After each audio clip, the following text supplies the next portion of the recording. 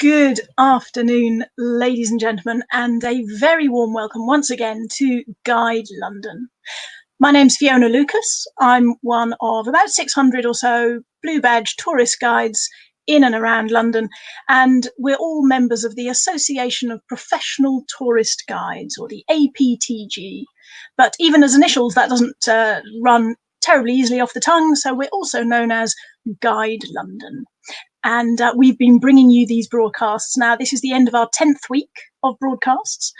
We've covered a huge range of different topics so far. We've had talks about some of the major tourist sites in London. We've had history. We've had talks about personalities from Churchill to Shakespeare to the fictional detectives of London. We've had food. We've had films. And 2 weeks today, we're having fashion. And today, and in fact, if any of those topics don't sound familiar, apart from the fashion one, because we haven't done that yet, but any of the others, if you missed them and you want to watch them again, then backtrack on whichever platform you're catching us on, and you should be able to see our archives there and find any of those missing topics, plus a whole host of others as well. But today we have a topic that covers right the way across London. We are talking about green spaces today, and it is one of the things that very often visitors will say when they arrive in London. They say, my word, it's so green. I didn't expect it to be so green, so many trees. Well, officially, and this is one of my favourite facts about London, we are a forest. We might have about 8.5 million people living in London, but we have more trees than people, and we have a dense enough collection of trees that officially we count as a forest. And some of those trees, a handful of them, are ancient and will go back hundreds of years. Now, we also have 47% of London, which is green space. And whether that's the big, very nicely kept, manicured parks in the centre of town, the Royal Park's a big part of those, or perhaps it's commons or heaths, which are really remnants from sort of common grazing land almost when London was still open countryside. And we have gardens, large and small, threading their way through the streets of London. And the man who is going to take us on a stroll through this leafy green Arcadian space today is my friend and colleague, Mark Gatowski. So good afternoon, Mark. Good afternoon, Fiona. And it's very much thanks to you that I'm giving this talk at all, because I saw your talk about London Underground on May the 11th, and it really took in the whole scope of London. And one thing you said struck me remarkably, that the classic diagram map of the London Underground is where we get our concept of what London looks like. And I thought, that's true. And I thought it's also true that when we fly over London or look at a map, we get our bearings and our fix from the shape of the London parks. And that's what I'm going to be talking about today. And going, I hope, well beyond the centre and roving around a bit. Excellent. Well, I will leave you to it, except just to say before I go, remember, folks, we do love to hear where you're from. There's lots of people commenting already about, I can see already, we've got someone from Naples, we've got someone from Portugal, and someone from Putney listening in. So we're going far and wide already.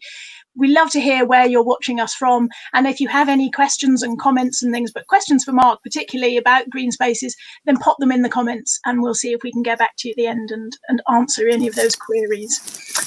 Having said that, I will leave you to it, Mark. Enjoy. Oh, no, I don't want to do that. Right. So we're going to start down. Okay, we're going to start down at the River Thames, where so many of our walks start. And down at the Embankment Gardens, a great engineering project of the 1860s and 70s, where the engineer, Joseph Bazalgette, buried under the road the new sewage system, the radically modernized sewage system for what was then the world's fastest growing and biggest city, and also the world's first underground railway. And right next door to that road, to that Thames Embankment was the most neat and lovingly maintained park, which is still there now, the Victoria Embankment Gardens. In order to make sure that they remained gardens, there was really quite a campaign. Of course, all green spaces in London have had to fight their way to avoid the developers for offices and residential. And that's true of Victoria Embankment Gardens. Now, the man himself, the engineer, Joseph Bazalgette, was buried in deepest South London, away in a country churchyard that is now in Wimbledon Village. You might know Wimbledon Village because this month, every year, there's the tennis tournament there. Maybe not this year, of course, but he's buried there. And I spent a number of times there during the lockdown, visiting this tranquil and pretty place. Around the corner from this churchyard, you've got the tennis. Just near the tennis, you've got what used to be the country estate of the Spencer family. Now, we all know one Spencer, that's Lady Diana Spencer, and that was where her family seat was, what's now Wimbledon Park. And a short walk from Wimbledon Park is Wimbledon Common, a great swathe of natural heathland. A common in the sense that over hundreds of years, ordinary people had the right to gather wood there, to pasture their pigs, and generally to fish there and to use that general area as their land. It was a land held in common. So what we've seen already are 4 different types of greenland. We've seen the garden, the graveyard, the parkland, and then the common and the heath. And so now we're going to go from the south to the northern counterpart of Wimbledon, which is Hampstead Heath. And we're standing now at the top of Parliament Hill, looking over London, over what is, as Fiona said, a forest, 47% of it green. And I want to take you back 115 years to the beginning of the 20th century, when we're standing next to a burly American, a Chicago tycoon, an ex-convict with a very impressive name, Charles Tyson Yerkes. And he's surveying the whole of London and doing what you do on top of one of these great hills, having a vision. And the vision he's having is of the London Underground system that he managed to get together. He founded the Bakerloo line, the Piccadilly line, the Northern Line extension, and really was the founder of the consolidated, coherent London Underground system. Hampstead Heath is a wondrous place that includes all types of London green area. There is a stately home, Kenwood House, which in itself has one of the most wonderful art collections in London, with a Rembrandt self-portrait, a Vermeer with portraits by Gainsborough, all sorts of artwork. 3 rivers rise on Hampstead Heath, and those rivers provide the water for the excellent wild swimming pools that are so famous. If you don't want wild swimming, down the bottom of this hill, there is a Lido from 1938. There's an athletics track. There are green football pitches. There are wildflower meadows. There's something there for everyone. And at the bottom of that hill, you see an adventure playground. And it's to adventure and sport that we next move, returning to Princess Diana, because this is very close to Kensington Palace, where she lived, and there's such a popular tourist destination. Just up the Broad Walk, you've got her own adventure park, a memorial to her, where children of all ability, according to her wishes, were able to play together with an element of risk. Parents and carers are reminded that there is risk involved and that it's intentional. And the whole of the playground is based on the idea of Peter Pan. There you see Captain Hook's ship in the middle. Kids can clamber over it. And Peter Pan was began really in this gardens, the Kensington Gardens, where the author James Barrie met the Llewellyn Davies kids, became their friend and their mentor. And that statue there is one of the great photo opportunities of Kensington Gardens. And those rabbits are usually surrounded by some grain. People give them food to eat. And if you look it up on Wikipedia, do listen to the excellent Susan Greenfield audio description. It is wonderful. Kensington Gardens is one of the royal parks. They're more and more open to wild areas. You've always got this lovely balance between the formal, the sculptural, the shaped, with the wild. And you get that very much in the Italian gardens that Prince Albert created as a gift to Queen Victoria, as a love gift. Very much a product of the Renaissance. Cheek Bar Jowl right next to the Long Water, which is very wild and open. And the same is true all the way across the gardens. Now, this is the Serpentine Bridge. Now, the Serpentine is the lake there, and that lake, the waters of that lake come from Hampstead Heath. It's the Westbourne River that came from Hampstead, and that bridge is one of the sites that has a privileged view of London, just as Hampstead Heath and all the high spots, north, south, west and east around London have a privileged view, legally guaranteed, of the dome of St. Paul's. So does this bridge. So you go to this bridge or to Hampstead Heath or to Primrose Hill, to Greenwich Park, or far west, you go to King Henry's Mound in Richmond Park, you will get a guaranteed view of St. Paul's Cathedral. In this lake, there is more wild swimming. And also in Hyde Park, there is vast expanses of open area, which used to be used for parades and for reviews of troops, just as this lake used to be used for mock battles, for reenactments of some of the great naval victories of our history.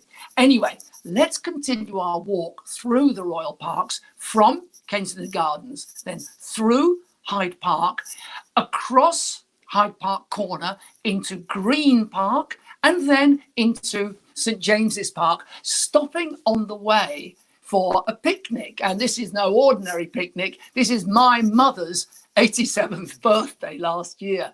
And that is not the countryside. That is St. James's Park, just a couple of 100 yards from Buckingham Palace, surrounded by buildings, but you'd think you were in Arcadia.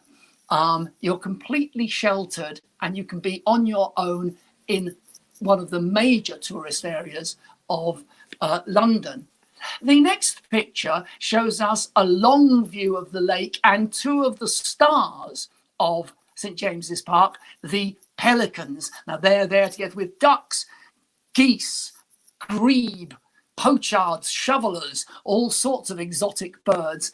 But there they are, that Star and Moon, or Garber, or Isla, or Tiffany, two of the pelicans. And in the distance, you've got the view of Her Majesty's Palace, Buckingham Palace. And that's the type of view you get from Horse Guards Parade. So if you're in the hotel area of Kensington, you can walk, run, cycle all the way into the centre and make your way on foot with a picnic on the way. But now we go back to really an exemplary park within London, which has a bit of everything. It's back in Kensington, back near the big hotel area, and it's Holland Park. Holland Park has got historical associations. It's one of the great centres of English aristocracy, but it's got woodland walks, it's got sports fields, and this is a picture of the lovely, peaceful Kyoto Gardens with their colourful koi carp. And watch out also for the roving and rambling peacocks, which you get in Holland Park. So next slide, please, takes us to a much more modest People's Park south of the river, across from the Chelsea area. This is Battersea Park. So from the Kyoto Gardens to the Peace Pagoda. And there's Buddha looking down maybe at the first ever football match to be played in the world, first ever professional football match, which took place in 1864 in Battersea Park. Battersea's also famous for its duels, but that's true for just about every English park. But in Battersea, it was the Duke of Wellington who fought a duel, and you'll hear a lot about him when you're in London. Battersea has got its adventure playgrounds, but if you want to splash out some money for a special treat, you can pay for Go Ape. Kids absolutely love that treetop experience that's called Go Ape in Battersea Park. And then a further walk. Battersea is connected through the great new regeneration area of residential and shopping and entertainment area of Battersea Power Station. And that's one of the newest treats along the banks of the Thames. And from there, you can walk all the way along to Greenwich Park from Battersea. It's quite a long walk, but lots of fun. Next slide, please. Yeah. One thing that a great Londoner of the 19th century, I admire her very much, Octavia Hill, what she believed in was providing good housing for the poor, but also giving them open space. She was a great pioneer in that respect. And she believed very much in sitting rooms, open air sitting rooms. And this is a repurposed graveyard. In the 1850s, lots of London's graveyards were repurposed as pocket parks. And this one is Mount Street Park, very dear to many Americans who were stationed here during the Second World War. It's just round the corner from Grosvenor Square. And many of the benches here are dedicated by grateful Americans who loved this space. And particularly in the most crowded areas of London, and I'm thinking of the port area, the business area, the financial area, it's the graveyards and churchyards that give us spaces, oases really, of peace. This one is a Christopher Wren church, the same architect who created St. Paul's Cathedral. This is a church that's remained as a ruin since the bombing of the Second World War, and is just one of the most magical places to have a break or a picnic stop. That's St Dunstan's in the east. Right, next. Okay, right. Well, coming near the end of the talk now, and I'd like to take you on a little tour over North London along the Regent's Canal, 9 miles of it, and Fiona's showing with her arrow the starting point at Little Venice in the Paddington area. Now, Little Venice, you can get yourself a boat, and I'll show you some pictures later, but the canal would take us up to the very popular Market of Camden via Regent's Park with its beautiful Queen Mary rose gardens and its open fields and its sports areas and its lake. It is the perfect London park, Regent's Park. And just north of Regent's Park is Primrose Hill. And in Primrose Hill, that's the area where Paddington Bear was adopted by the Brown family. Going now further east, we reach an area, a regeneration area full of lots of very interesting new parks. It's the area around King's Cross and St Pancras, and there you've got a nature park, the Camberley Street Nature Park. You've got lots of new parks, the Gasholder Park, and what I'll show you later, the Granary Square dancing fountains. Moving further east through Islington, an area of the town with lots of very pretty small areas of green. It won't look very green on a map, but the small areas that have been dedicated and put aside for parks, Islington's been a real leader in that respect, that council. But moving further east, we get to the People's Park.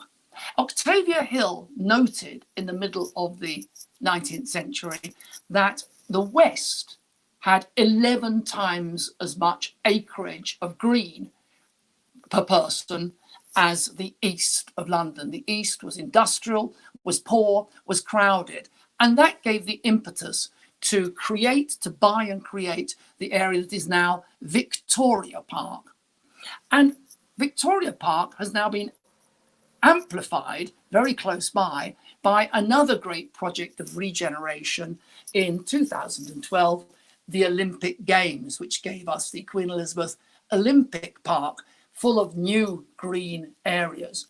And the Second World War bombing created an area, a linear park along the canal, which takes us down to Mile End over a green bridge, a park bridge. Now that is literally taking the park on a bridge over a main road. And so you hardly realize you're crossing this great road because the park has been taken over there. And Fiona will also point out for us two of my favorite aspects of the regreening of the East. And those are city farms. They're small projects that people started up and that later got a bit of funding. So we're pointing now at the Surrey Docks City Farm, which is near the Russia Docks Ecology Park and the Stave Hill, which gives us a beautiful view of London. It's a great place to go when you've done a walk along the River Thames from, say, Tower Bridge towards Rotherhithe. And then crossing over into the Isle of Dogs, so-called, you've got Mudchute City Farm. That's it, we're going over there. Mudchute City Farm, an area that, and this is typical of London, how did you afford to give that area over to green, given the amount of money you could have made on property development? Well, that is the history of parks in London. There were campaigns and they were won back from property development, whether it's a city farm or a small square. But to finish off, we're going to pay a visit to a couple of places we've already mentioned. This is the Canal, starting in Little Venice. You can get a lovely boat trip. It's a very peaceful boat trip from here to Camden Market. Next slide takes us to those dancing fountains in what was the basin of the canal, where the canal boats used to come in and unload near the railway station. Well, it's now a very, very popular new area. This is Victoria Park. On the left, you see the fountain put up by a very wonderful woman, Angela Burdett Coates. We can do a whole talk on her. And next to it, with the wind turbine, you've got the Ecology Park, which is part of the Mile End Linear Park along the canal. The trademark green space in London and the way in which London was developed towards the north was the Garden Square. And that was, in the 18th century, a square of houses around an enclosed private garden, fenced in for the use of the people who owned the houses. Now, that's still the case in a number of cases. Lots of garden squares around London, and there are very many, are private, and they are lovely, and it's lovely to see them just walking past them. Some of them, however, like this Gordon Square, are now public spaces. Gordon Square, it's full of literary associations, above all with Virginia Woolf and the Bloomsbury Group. In fact, it's where they lived. Lovely variety, a range of trees you've got there.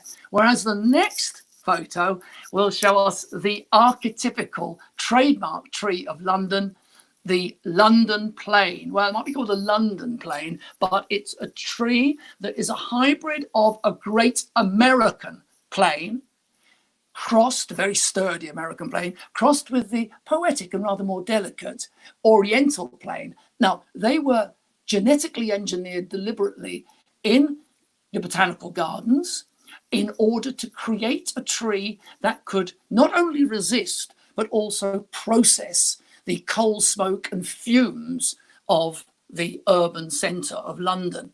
And that they do. You'll look at the pockmarked and rather scabby bark of these trees. Well, why do they look like that?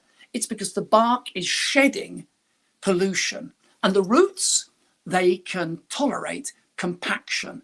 So it's no wonder that these trees are all over London.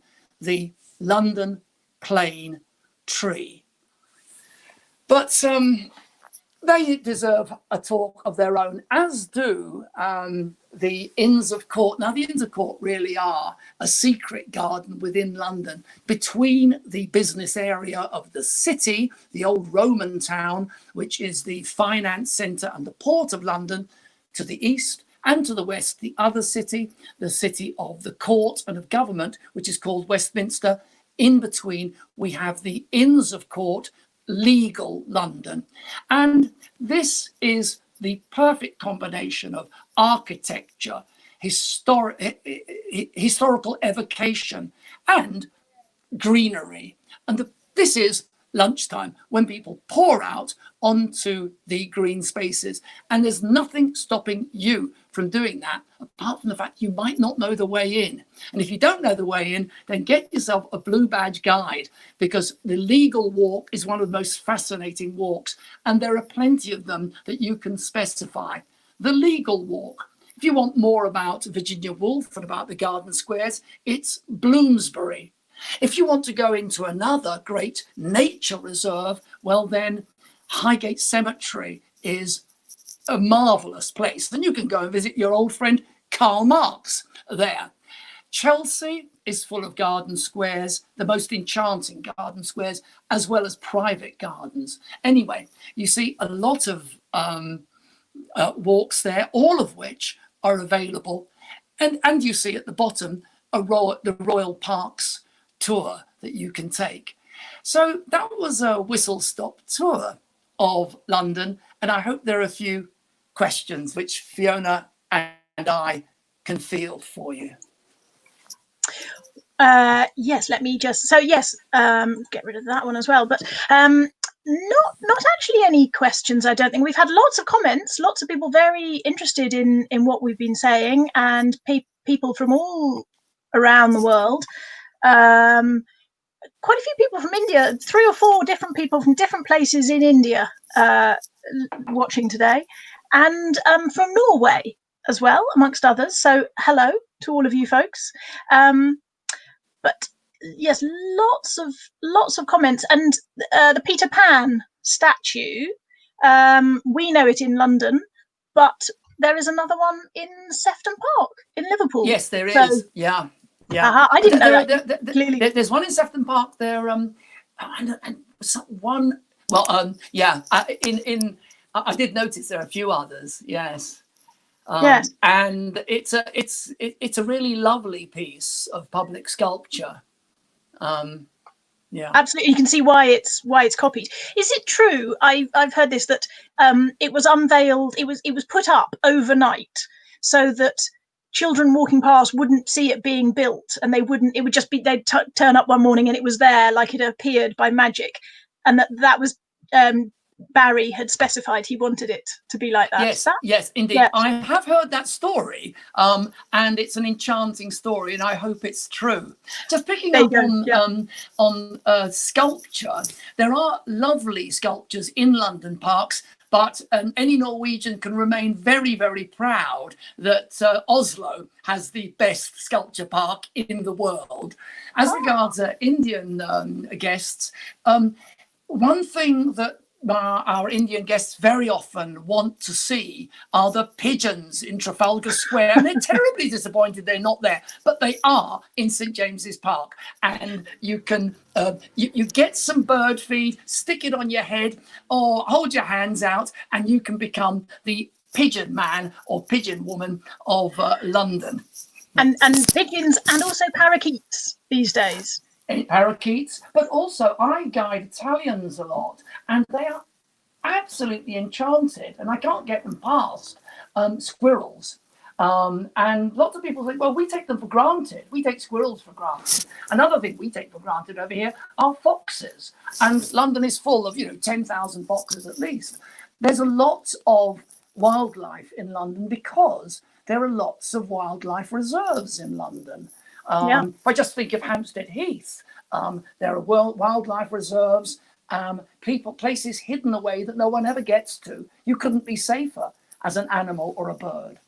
Yeah, absolutely. And I've just brought up this comment from Bodil from Norway, as you mentioned the Oslo Park, but also spot on. What would we be without our parks and heaths in London? They are absolutely essential to London life in a way. And I'm really glad you mentioned the city farms as well, because they're easy to overlook, but they are really good little oases and very often have lovely cafes. Certainly the one in Surrey Docks, their breakfast. Oh, very good. One thing I didn't mention though and they deserve a mention, allotments. You're wandering around in the suburbs of London, even quite near into the East End, and you see people who've cultivated their own land, their collections of flowers and vegetables. It really is lovely.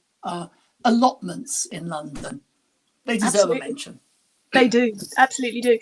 And I've just brought back up the Guide London website to remind you once again, if you want to get in touch with either myself or Mark, any of the other guides you've seen in these series of broadcasts, or indeed if you want to look at some of these tours, the front page here, you have all of pictures for our sort of most popular tours, but you can have a good old rummage around in the website and find all sorts of other good stuff there as well. And our upcoming broadcasts, we've got, in the following week, next week, we've got two people we're focusing. We're going with Dickens and Florence Nightingale next week.